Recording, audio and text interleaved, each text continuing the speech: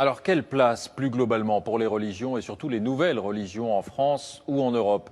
Voici l'initiative de la ville de Hambourg, en Allemagne.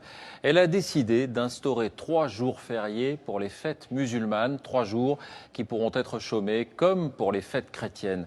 Sur place, reportage Arnaud Boutet, Thomas Senkel. On dit de Hambourg qu'il y souffle un vent de tolérance. À la grande mosquée bleue, les fidèles confirment. Ils viennent d'obtenir des autorités municipales des jours fériés musulmans. Une première en Allemagne, un accord historique après 5 ans de négociations. C'est un signe important. La mairie nous a dit, vous les musulmans, vous faites partie de la ville. Cela va favoriser la compréhension des deux côtés, je crois. Les 130 000 musulmans de la cité portuaire pourront s'absenter 3 jours par an afin de célébrer une fête islamique. Dans cette mosquée, la plupart des visiteurs non musulmans s'en félicitent. Comment l'Allemagne peut-elle bénéficier de la culture musulmane? Pour moi, c'est ça la question. Il faut arrêter de jouer à se faire peur, comme le font certains.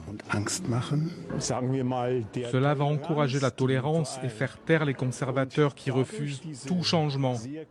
Ce sont eux les plus agressifs, mais il y en a peu.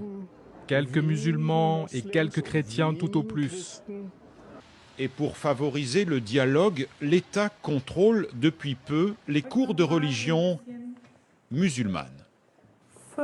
Quels sont les 5 piliers de l'islam? Il faut aller une fois à la Mecque. Nous sommes ici dans une école publique. Je me réjouis d'apprendre qui sont les prophètes. Moi, j'apprends l'écriture arabe et je vais pouvoir lire le Coran. Le professeur et les élèves sont musulmans. Cet enseignement de la foi demeure facultatif. Il associe la religion au principe de la démocratie. Une quarantaine d'établissements tentent l'expérience à l'ouest du pays et d'autres devraient suivre. Et avec la reconnaissance des jours fériés, c'est là un nouveau pari sur l'intégration.